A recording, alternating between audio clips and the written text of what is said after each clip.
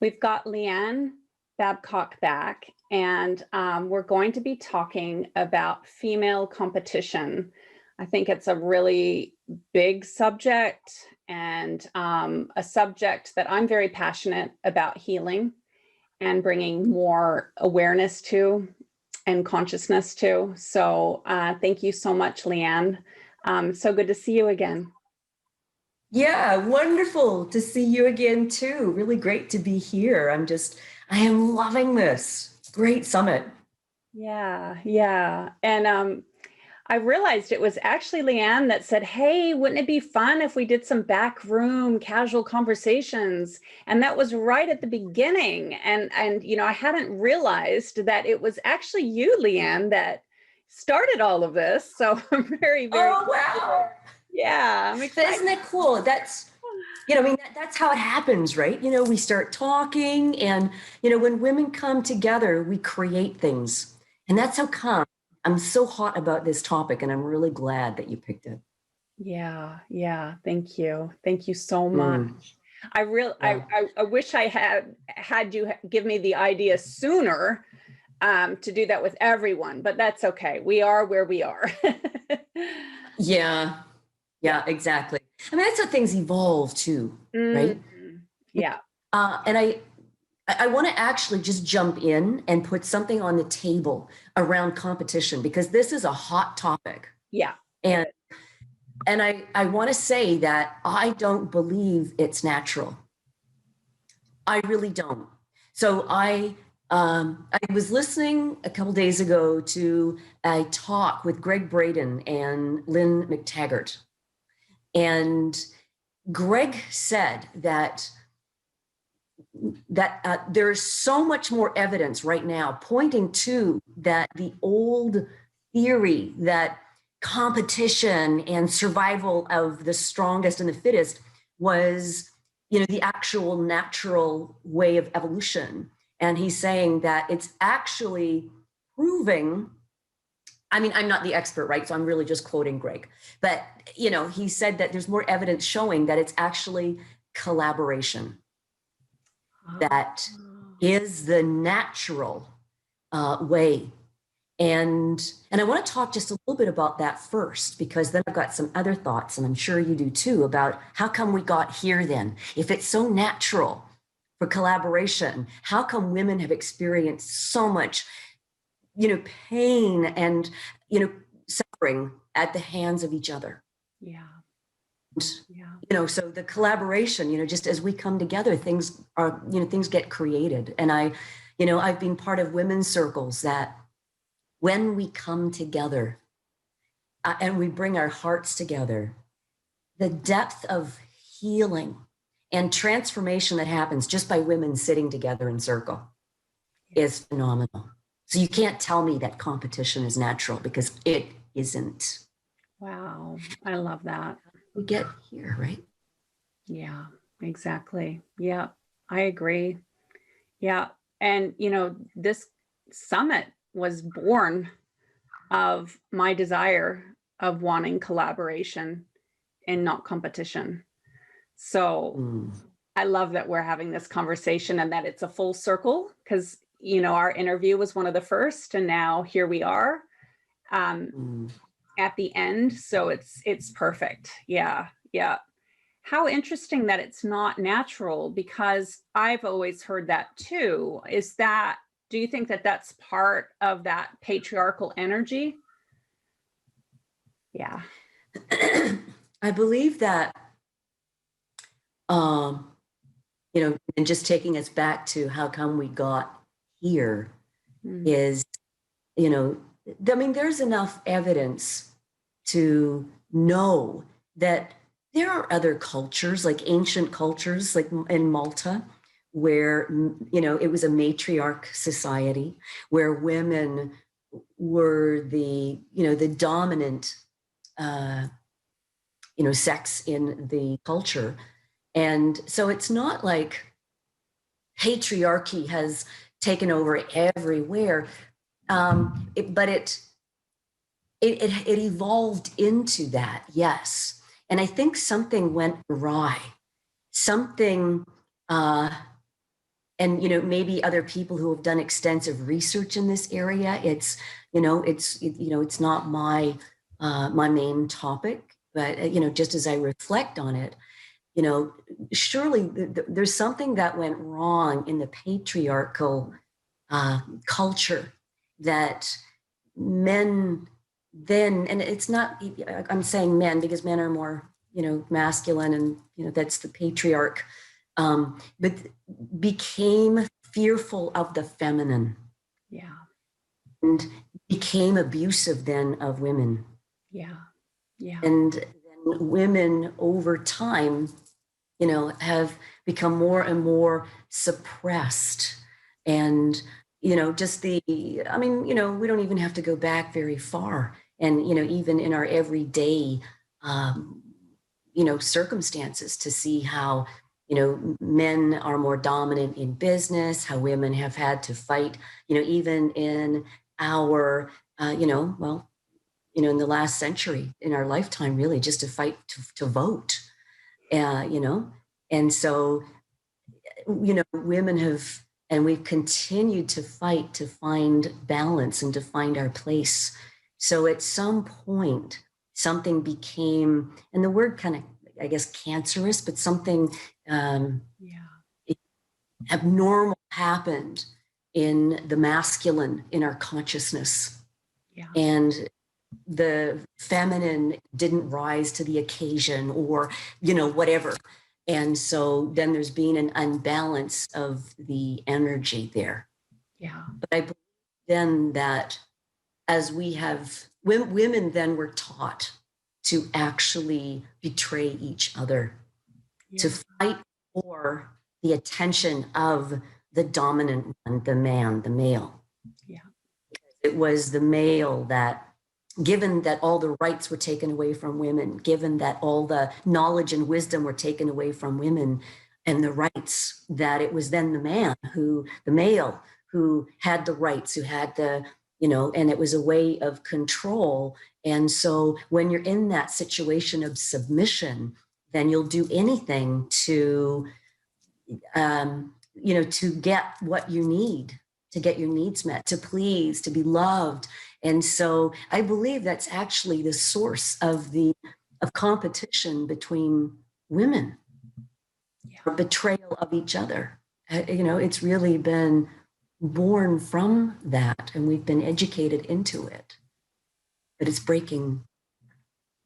You know what it feels like to me, and you know, this is my experience of it, is that it's this deep wounding. I mean, there's a lot of different layers to it, but this deep, like, underlying, I want to say, father wound. Like, you know, this is just one of my theories, is that somehow that got fractured in our relationship with the Father and the God source, even not just the birth father, but the relationship with God. Yes. And I've experienced this, you know, and it feels like that, like the divine masculine is wounded, and Yes. the relationship with the divine masculine.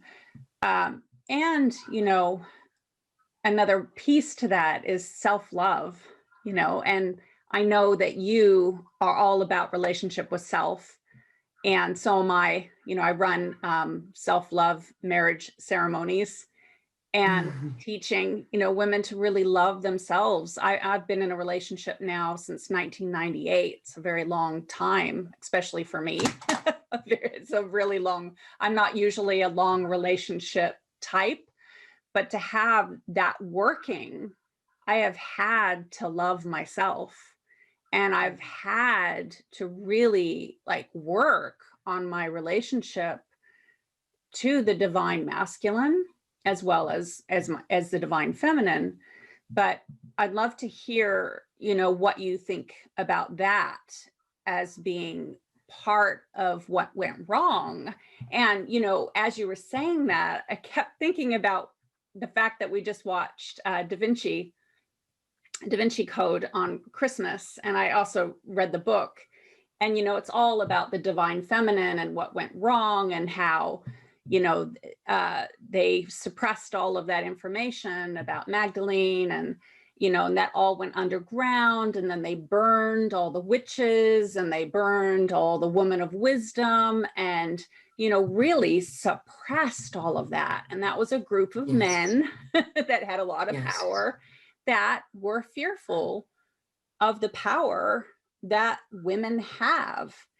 And, you know, it started out as jealousy, right? It was, wasn't it the disciple of Jesus?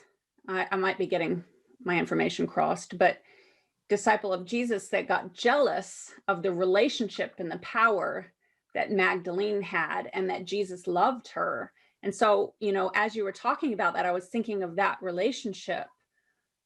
And that was a betrayal because of jealousy.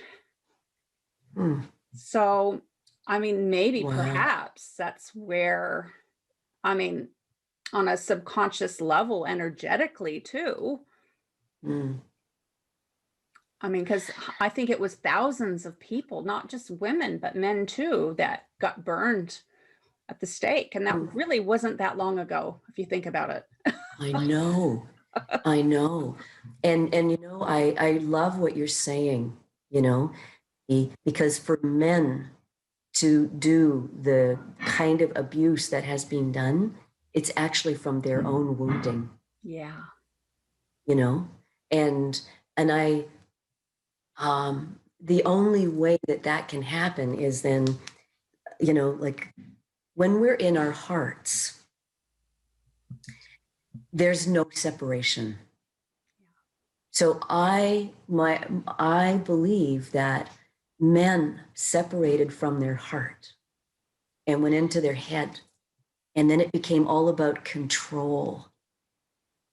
And you see, women are more in their hearts. Men are too. Like, it's like, you know, we're both the masculine and feminine, but more dominantly so, right? So, you know, I think men actually went through a separation with their heart and to go into their head to try and control so that things could go the way. I think there may even have been good intention in the beginning, right? For things to go in the way they thought best for everybody.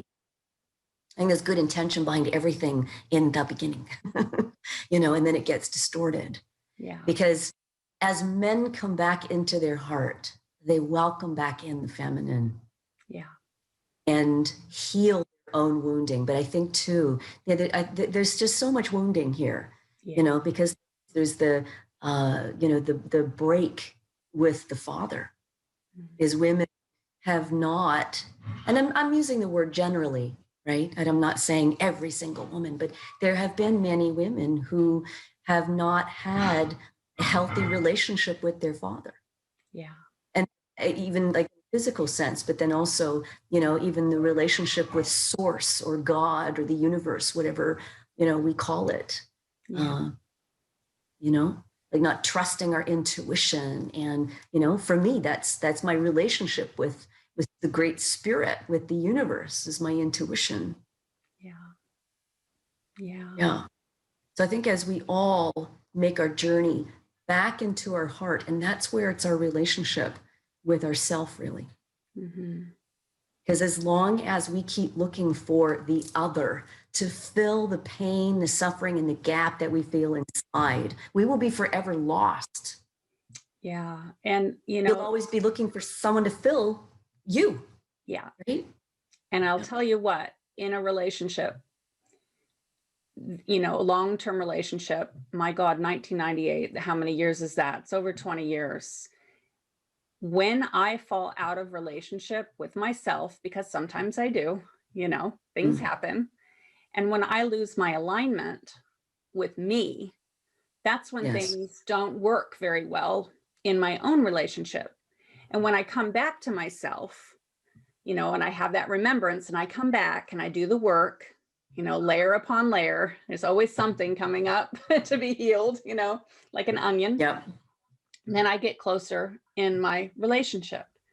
So I love that you say that, because that works not only for people that are not in relationship, but people that are in relationship. Like, you have to in my opinion, you really do need to keep coming back to self.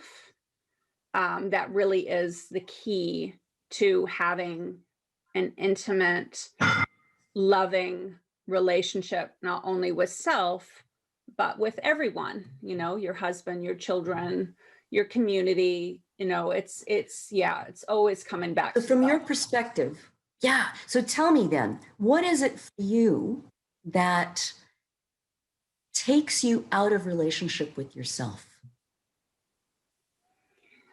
It's usually when, personally for me, it's when I get triggered. If I get triggered by something that then kind of brings up a lot of emotion, maybe from the past, and that's when I can kind of spin out and I lose that kind of relationship with myself. And that's when I take myself to the forest, or I talk to a girlfriend, or I do some healing work. But it's for me, it's usually when I get triggered. Yeah. Yeah. Got it. Because that's when a wound is poked at, right? Mm-hmm. Yeah. Yeah. That's when some aspect of our relationship with ourself hasn't yet healed. And so the triggering is like the, poking in on on a wound. Yeah. And so doing the work that's necessary. Yeah. So just, and it's important, isn't it? When you go talk with a girlfriend, head to the forest. Those are such powerful things to do to restore your relationship with yourself. Yeah, restoring right relationship, which is what your workshop's going to be about. So excited about that. I'm definitely coming. Good. Yeah. Awesome. Yeah. And I think that also is the, around female competition too, is that's the work, because yes, it is about forgiving each other, but it's about forgiving ourselves, because really only projected onto other women. It's all in our wounded state, right? As we as we fight for attention or approval, or, because that's all competition really is. Anyway. It's, here I'm the best, look at me, see me, then you'll like me, then I'll get what I want, then I'll be loved, then, I'll feel better about myself, I'll feel worthy. So it's all an attempt actually to get into relationship with ourselves. I love that. I love how you full circled that. Yeah. So the forgiveness there really is to forgive ourselves. Yeah. And apologize. I can feel that. To apologize to other women, for this time, this lifetime, any other lifetimes that I may have been unkind in any way. Please forgive me. Yeah.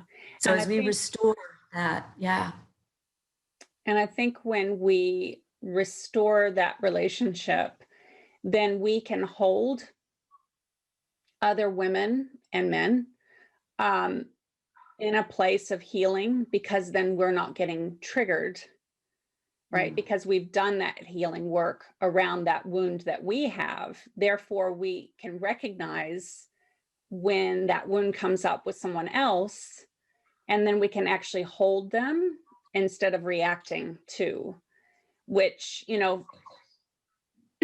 for example, I'll never forget, a situation that arose when I was young, where another woman had gotten really triggered and very, very jealous of me, and accused me of trying to seduce her partner.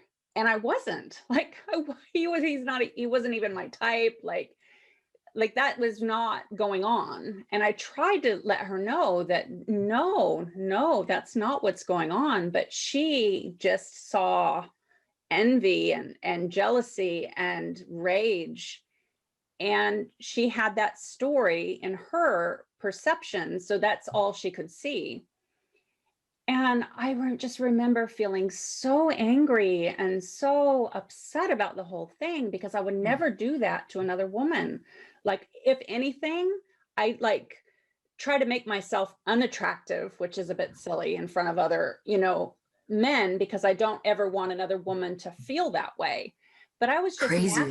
naturally, trying to be like respectful of other women, because I want the same kind of respect too. But I was just naturally being me and being kind, and he was kind to me, and so we had a friendly interaction, but it was all heart based. But because of her insecurities, Yeah. but I remember just being so upset by it. Now, Mm. now that I know what I know now, and the work that I've done, I wouldn't get defensive and I wouldn't get triggered, because I would Mm. see that she was in pain and I could have been there to support her, right? Yeah. Instead Yeah. of reacting and having my anger, Yeah. you know? Beautiful. That's a beautiful story, because it would have been her lack of self-worth Yeah. had that come. That's the only reason we get jealous, Yeah. is because we see someone else who's got more worth in some way. Mm-hmm. Yeah. Coming back here, and also too, I like what you said around if that wound comes up again, because sometimes we relate with this healing work as, okay, so I've healed my wounded inner child, I'm done now. Yeah. And oh, you think that there's just one. And you think that that relationship's done now.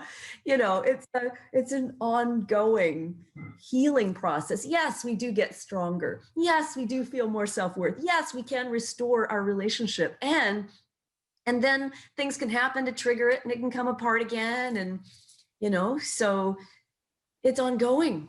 It really Yeah. is. And I didn't know that when I was young.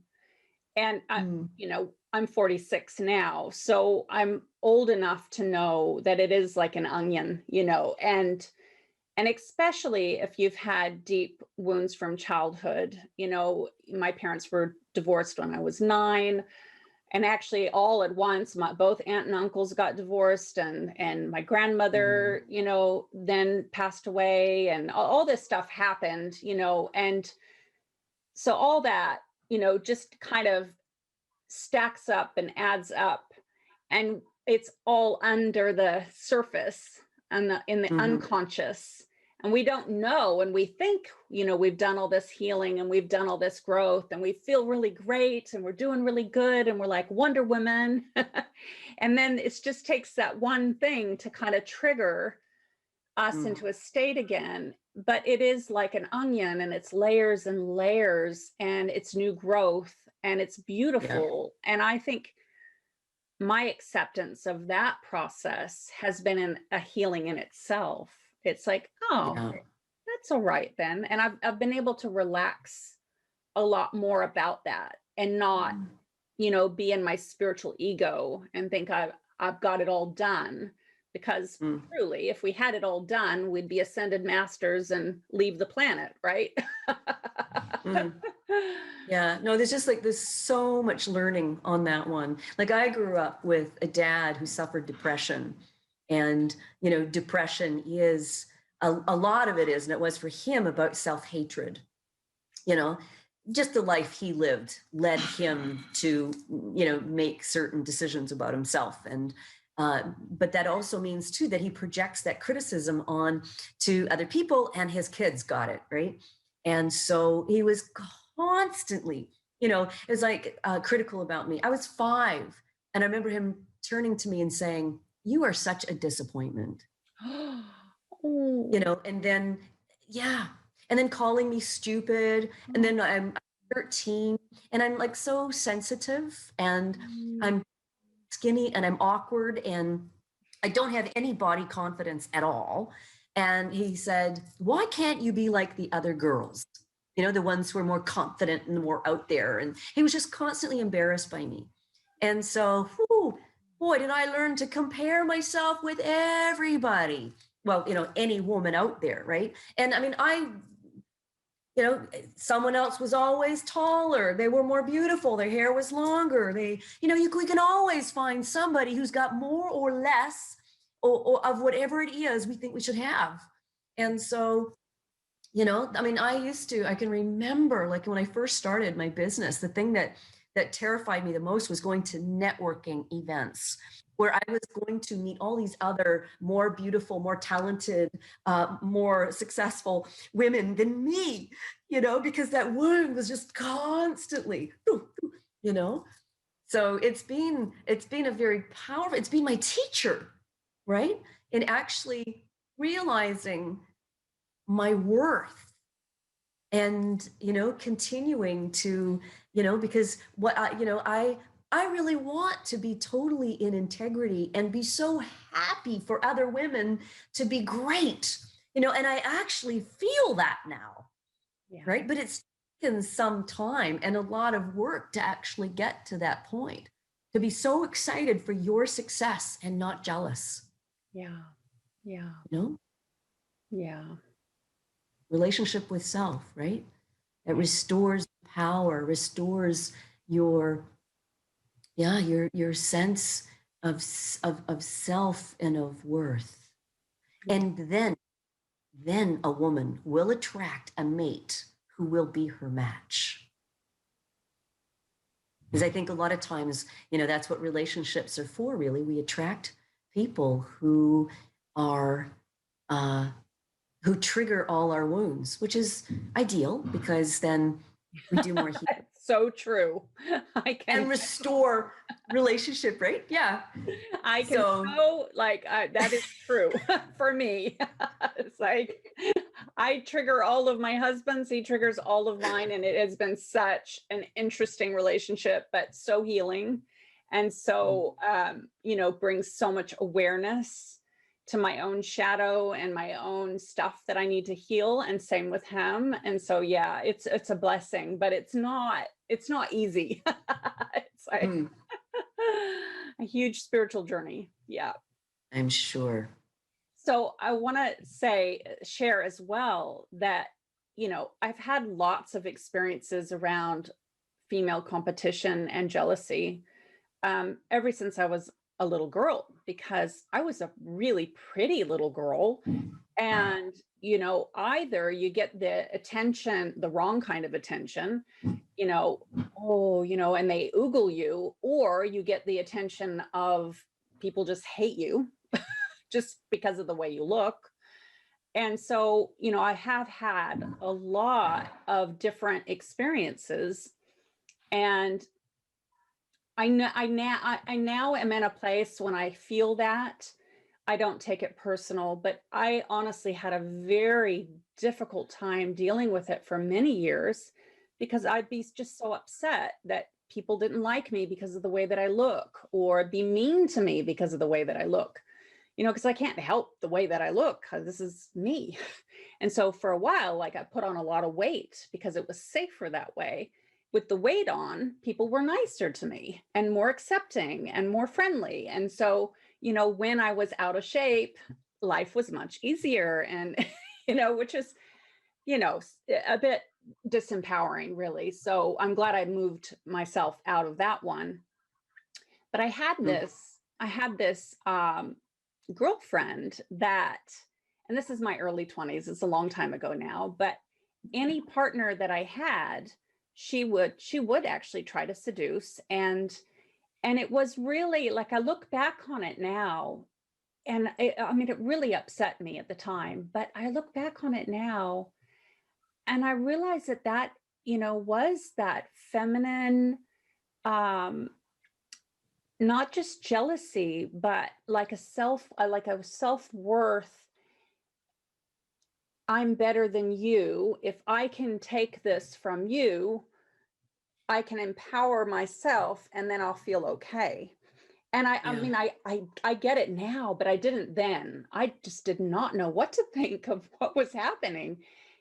Yeah. And it's so interesting. So I'm so glad we're having this conversation, because I think it was, reflecting back on it, I think it might have been her relationship with her father.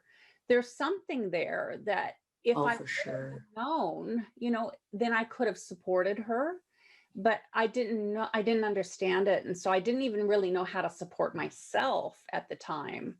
So I'm so glad that we're having this conversation, because it really is a really, big wound that I feel that needs to be healed in order for us to really unite. Because when we do come together as women and collaborate, we can move Mm. mountains. I know. Yeah. And the big, yeah, the big, some of the big ones that I've been healing on that as well is, so I've experienced that growing up too, being a very pretty little girl. And I didn't know, but I didn't realize that. Yeah. And so, the other little girls would be nasty, or I only found out afterwards when they would tell me, oh, you had the most perfect hair, or you had the most perfect body. And I'm like, you are kidding. And I would just go off Exactly. I by never knew I myself. was that pretty either. I'm only like reflecting back. Yeah. Well, Yeah. I mean, but I had decided I was hated. Nobody liked me and I didn't belong. Yeah. Like big major decisions, right? And then that's just guided me, for many, many years. And so there's been, again, a tremendous amount of healing there. But that's all because of being out of relationship with ourselves in the first place. Yeah. Yeah. So this is a big, big, conscious awakening, like this whole summit that you've created, right? It's the summit of the awakening of the goddess, and the goddess heals. This is the healing time for our consciousness and our planet and women and men, Yeah. goddess, the feminine, because as the feminine heals, as we heal our relationship with ourself, everything else follows. Everything else will fall into place. Yeah. Yeah, she lead the way. It's true. It's so true. And, my hope is for like the mother and daughter relationships to heal through this as well. And I want to add a celebration to, where I've come to. I'm not saying I have it all worked out by any stretch, but there was an amazing moment in Nevada at the Red Rock Desert Burning Man event. Right. And my partner and I were there. This is before children, so it was quite a while ago, but I'll never forget it. This woman walked by, and it was like Priscilla, Queen of the Desert. She had nothing on but bright pink neon plastic boots that went up to her thighs and nothing else. And she just walked across the desert. And I kid you not, everyone stopped and looked, and everyone's jaws dropped down to the ground, including mine, including he was my boyfriend at the time. So we weren't quite married. And his jaw dropped, or maybe we were married. I can't remember. I've lost track. His jaw, oh yeah, we were married. We were married. His jaw dropped too. And he looked at her. Now, before I had really worked on myself and had confidence and loved myself, I would have gotten jealous and gone, stop looking. But because I felt good and had that right relationship with myself, I was like, oh my goodness, isn't she beautiful? And he was like, and I was like, and I mean, isn't that where, wouldn't it be wonderful if we get to a place where we all can just appreciate the beauty and the power of the feminine, and she wasn't like, what I would call like a goddess in that she's a hippie. She was like full on, just stepped out of like Playboy or something, just like that kind of beauty, but she was gorgeous and it was amazing. And it was an appreciation.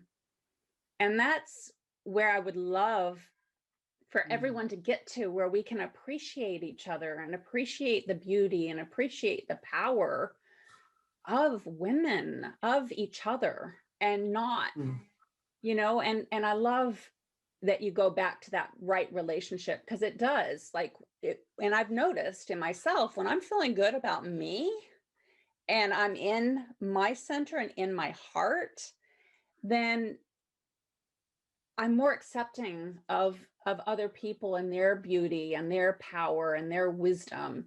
It's when I get out of alignment with myself and my heart. Yeah. That's right. Well, we just hold that vision and hold that intention, because as we hold that vision, that is what guides our actions. That's what guides our movement. So, and we're breaking things open now. So it's the perfect time in consciousness to create whatever we want. Love that. Love that. Well, while we're having this conversation, maybe you could talk a little bit more about the workshop that you're going to be offering too. Oh yeah. All right. Yeah. So that's going to be the healing journey. So that's restoring right relationship, the healing journey.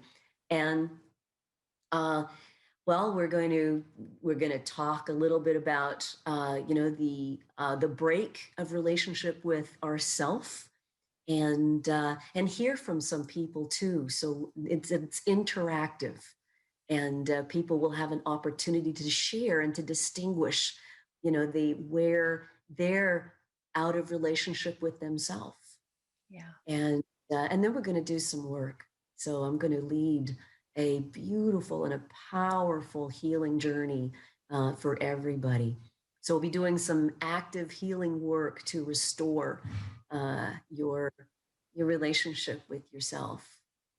So I invite everybody to come, and I know, like when I do this kind of work, some of the women go, "Oh, I'm really scared," and I really get it, because what we can be afraid of is, I'm afraid of, I might see something, I might actually see I'm really not worth it, or I have to relive all that trauma that I've gone through. And it's like, nope, you don't have to. And nope, you're not going to find that you're not worth it. On the contrary. Yeah. But yeah, they always say afterwards, oh my gosh, I'm so glad I did this. This was not as scary as I thought it was at all. It's not. It's actually, it's allowing yourself to receive love.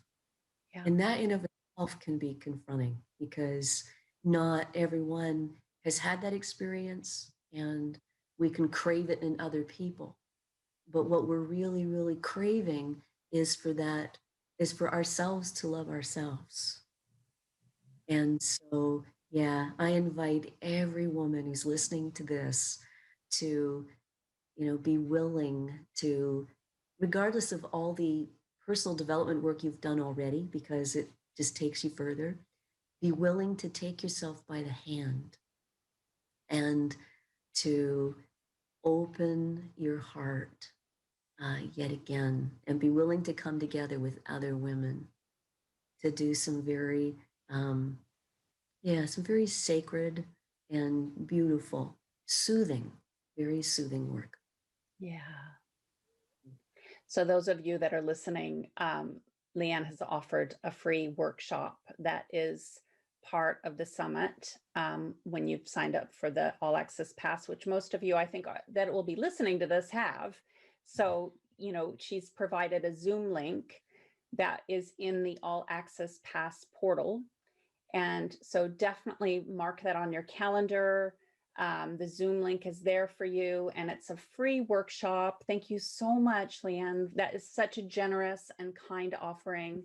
And I'm definitely going to be there, because I know that the more work that we do, the more benefit there is. It's really like going up that peak of the mountain, and it's hard work sometimes to get up there, but it's actually a really enjoyable process as well. And then you get to enjoy the new horizon, because the way that it all works is whatever you resist persists, and whatever's in the unconscious mind that keeps coming up and you keep pushing it down, it's just going to keep showing up in different ways until you really have looked into the skeleton closet in the shadows, looked at the shadow, looked at the skeletons, and work with it.